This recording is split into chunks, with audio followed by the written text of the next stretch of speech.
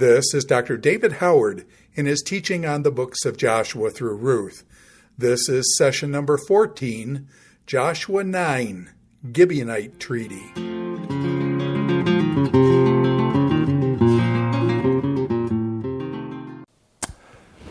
Okay, in this section, we're going to be looking at Joshua chapter 9, and this immediate chapter would be called something that I would say maybe call it the Gibeonite Treaty, the treaty that the Israelites made with the Gibeonites. But this is the beginning of a section of 3 chapters that are kind of linked together. It expands the horizons of the book's actions. The first set of battles are with just very closely connected geographically. Jericho and Ai, chapter 6 to 8, chapter 9 through 11. In each of these chapters, we have coalitions of kings coming against Israel. In chapter 9, verses 1 and 2, we see that. Chapter 10, there's a coalition of 5 kings from the south banding against Israel. Chapter 11, there's a coalition of many northern kings. So the unifying thread in these 3 chapters is these coalitions of enemy kings coming against Israel, and they're having to deal with that, and then the battles. And these battles become more formulaic and more kind of dealt with in a summary way, especially at the end of chapter 10. And in chapter 11, we don't have the details that we see in Jericho or certainly in Ai. But anyway, let's look at the passage here in chapter 9. We've mentioned already in earlier part of our discussions that Israel's reputation had preceded it. Rahab mentions that in chapter 2, where we have heard what your God has done to the Egyptians and to Sihon and Og. Chapter 5, verse 1, we saw that the coalition of kings there had heard what God had done and they were very afraid. So in those first 2 cases, we see the Canaanites being afraid of the Israelites. Here now there's a change. And in chapter 9, verse 1, it says that as soon as all the kings who were beyond the Jordan in the hill country, in the lowland along the coast, Great Sea toward Lebanon, etc., in the verse 2, as soon as they heard it, they gathered together as one to fight Joshua and Israel. So now there's a change. Whereas earlier, when the Canaanites hear about Israel's God and the victories that God gives, they were afraid. Here, they're not. They launch into an offense against Israel, and I think the reason is because now Israel has shown vulnerability. They have lost the battle. They had gotten to Ai and been defeated, so that maybe gave these kings some extra courage. So they come to fight against the Israelites.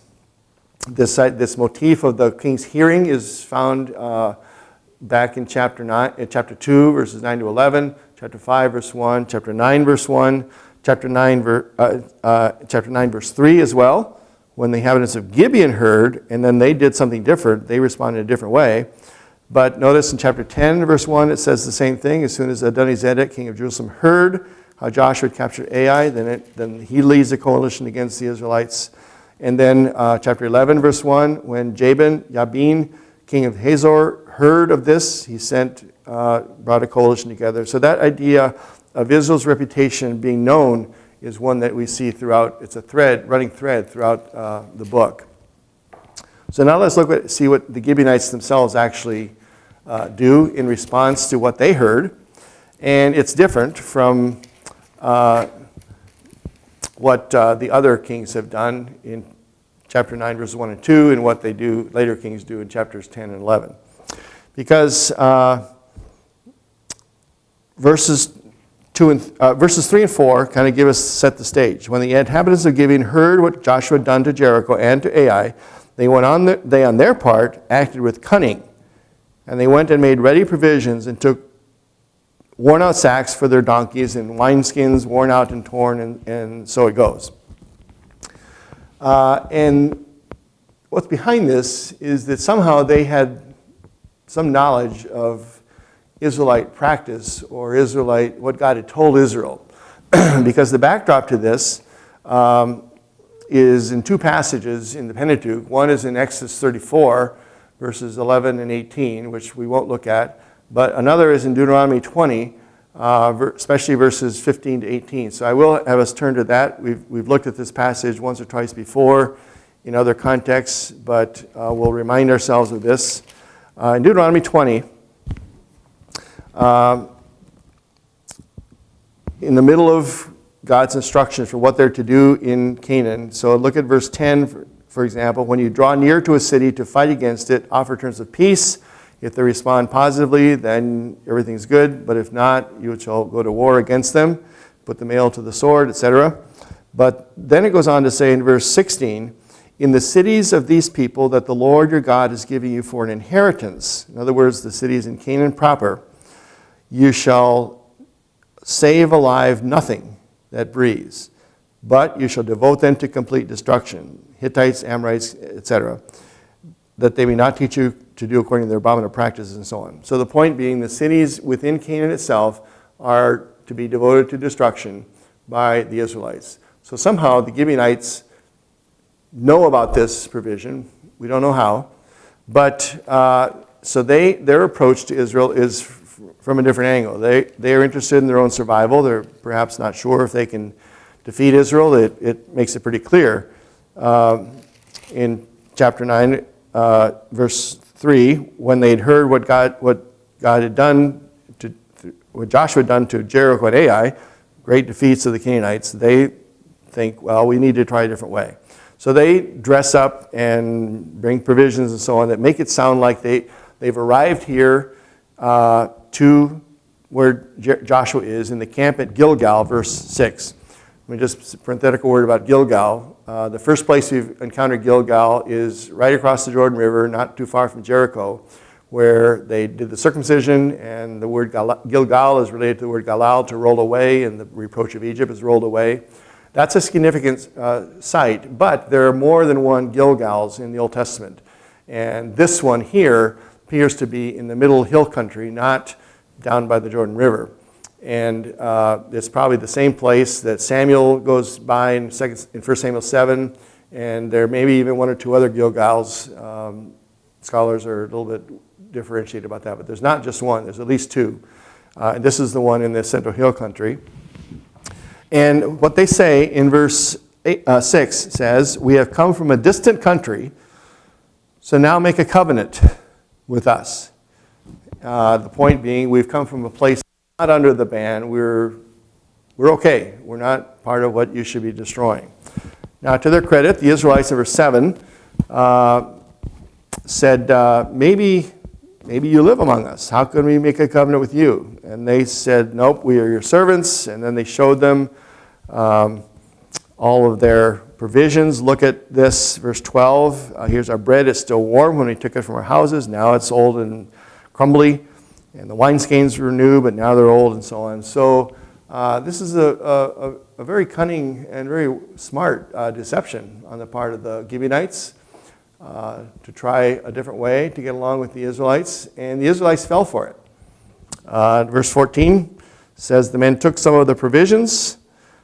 So they're fellowshipping together. They're going to make this covenant. They're going to break bread together. But the fatal flaw here is at the end of verse 14, because it says they did not ask counsel from the Lord.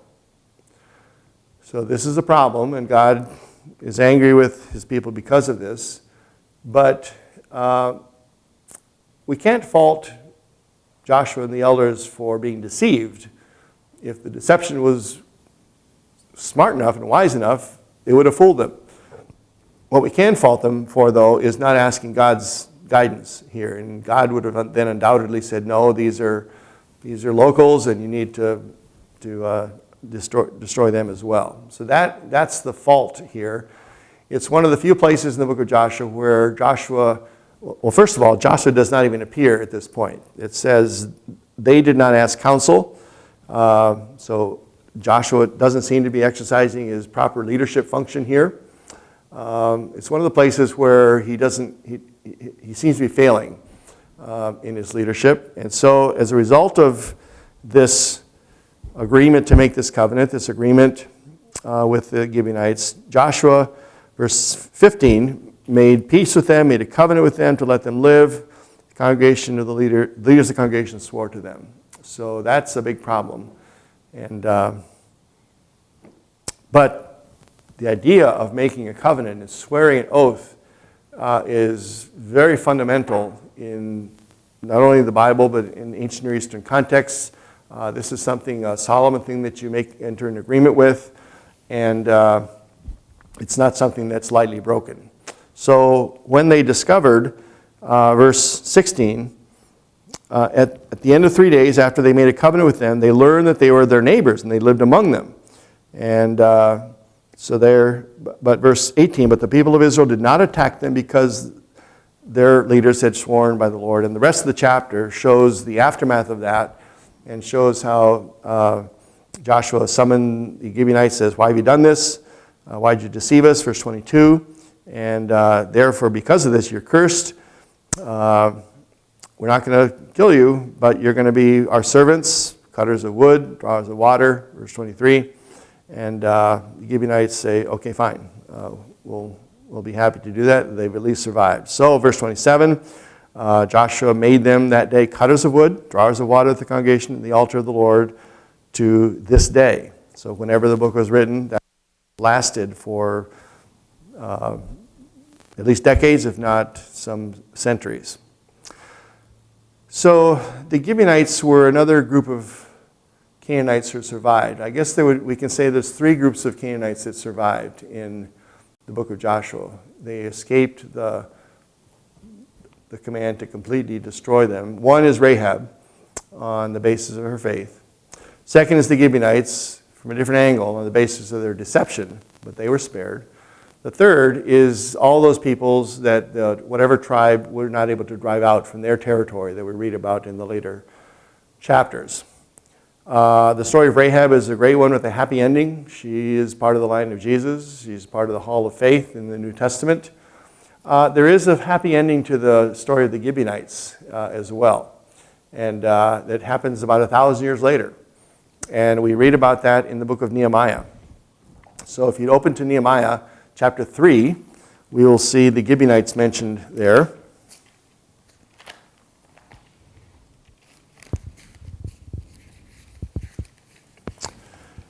Nehemiah chapter 3.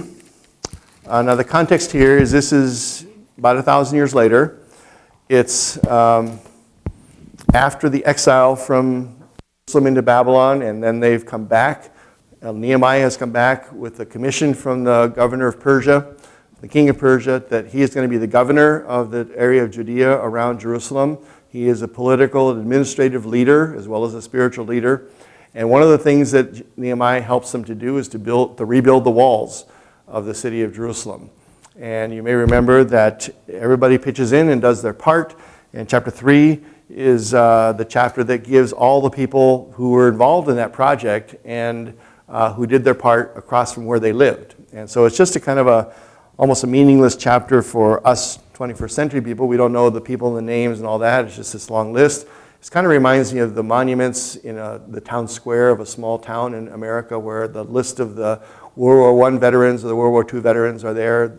But that's important because people, the descendants and others can honor the names and know that these were there, these did their part. Here's the same thing. The names of the lists of the individuals are preserved here in the book of Nehemiah. And in the middle of that whole list, look at verse 7.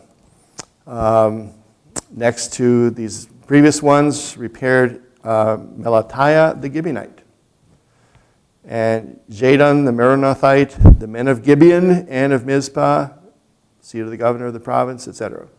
So we see here, just as a matter of fact, there's no big deal made of it, but as a matter of fact, among this list of all the Jews who are rebuilding the walls, all the people of God who are doing this, we have Gibeonites. They have survived. They are now not the woodcutters and the drawers of water. They are full participants in the life of Israel. So at some point, they had assimilated into the life of Israel, and I would say embraced the God of Israel in a way such that they are now, 1,000 years later, full participants in the life. So they entered the family of Israel by a deceptive fashion, but in the end, there's a happy ending to their story. Just also to mention another little piece in chapter 7 of that same book, Nehemiah, chapter 7. This is a list of people that came back from exile. So these are people that have been taken away captive from Jerusalem into Babylon, had stayed there close to 50 to 70 years, and now are coming back. And again, in these listings, looking in, just list the sons of so-and-so, how many of their descendants came back. And look at starting in verse 21, the sons of Ater, namely of Hezekiah, 98 survivors. Verse 22, the sons of Hashum, 328. The sons of Bezai, 324. Verse 24, sons of Harif, 112. And verse 25, the sons of Gibeon, 95. So again, 1,000 years later, there had been Gibeonites who had been seen as Jews, taken captive by the Babylonians, and 95 of them returned, now under the returning exiles. So there is a happy ending to that story, even though the Gibeonites entered relationship with Israel by trickery. God ultimately was gracious, and they were also foreigners who became part of Israel, doing their part.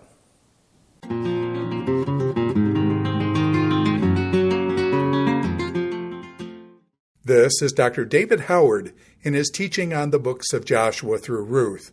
This is session number 14, Joshua 9, Gibeonite Treaty.